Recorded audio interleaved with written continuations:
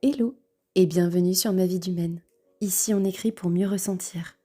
J'espère que tu vas bien et que tu es prête à prendre un petit moment pour toi.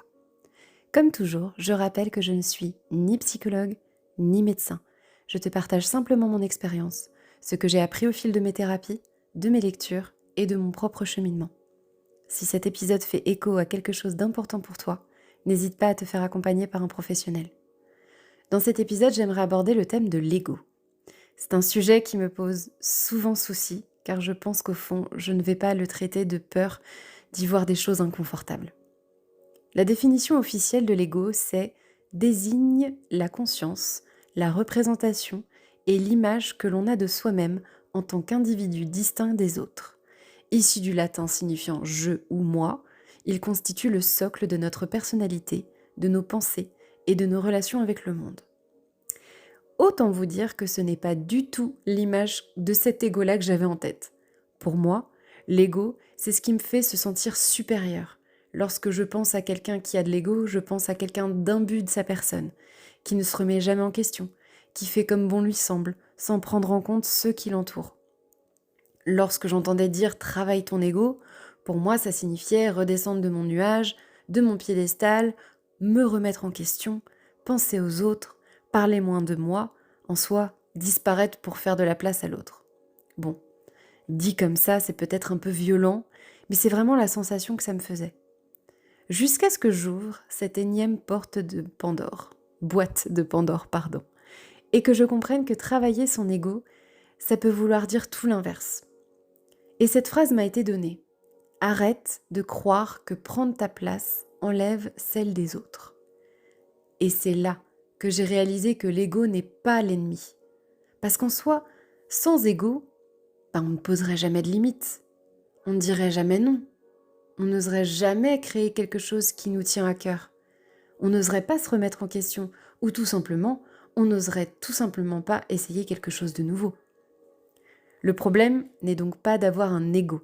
Parce que tout le monde en a un, nous sommes tous humains.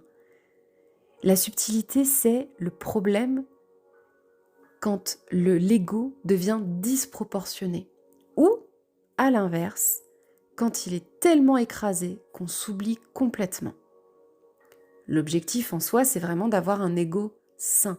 Et c'est comme tout au sein de notre vie.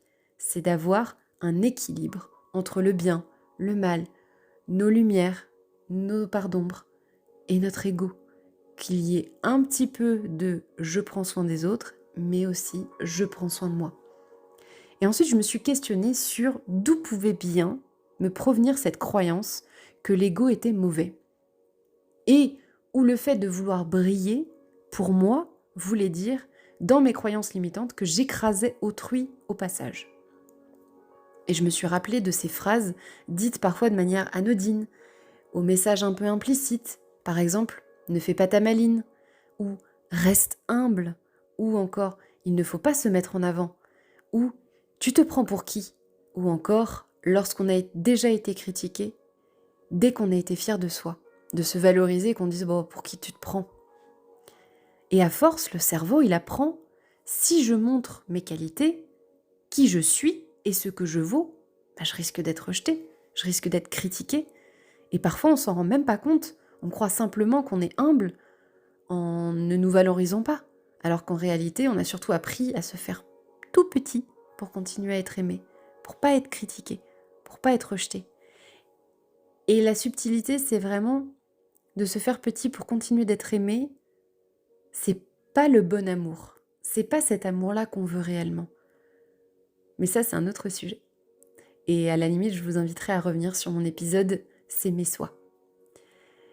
Mais pour revenir à là où on en était, en psychologie, on considère généralement que l'ego, c'est simplement la partie de nous qui construit notre identité.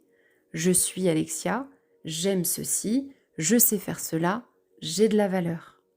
Par exemple, lorsque je me dis « je peux être fière de moi » par rapport à quelque chose que j'ai accompli, ce n'est pas de l'ego mal placé, ce n'est pas se vanter, ou encore ce n'est pas rabaisser autrui. C'est de la reconnaissance pour ce que j'ai accompli au gré de mes efforts et de mes progrès. Et ça ne veut surtout pas dire que je vaux plus que les autres, encore une fois. C'est plutôt, je reconnais le chemin que j'ai parcouru Et ça, c'est profondément différent. En exercice, j'aimerais te proposer.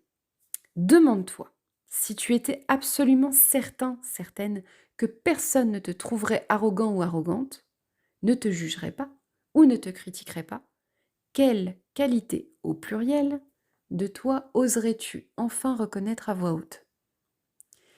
Et c'est très important que vraiment tu poses tout ça sur un post-it ou une feuille volante et que tu l'accroches sur ton frigo ou à un endroit que tu peux voir quotidiennement. Il m'a été conseillé, par exemple, de les mettre dans les toilettes parce que c'est effectivement l'endroit où on va le plus souvent et où, si on n'a pas son téléphone, on regarde le mur. Bon, là, au moins, on regardera nos qualités en face.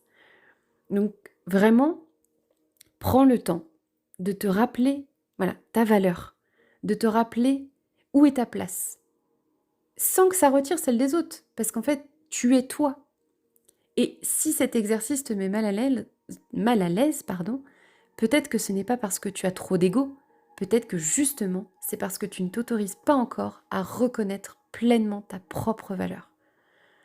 Sur ces belles paroles, prends bien soin de toi. N'hésite pas à me dire ce que tu as pensé de cet épisode et à t'abonner si le podcast te plaît et à me rejoindre sur Instagram sur ma vie d'humaine. Et je te retrouve très vite pour un nouvel exercice. Bye!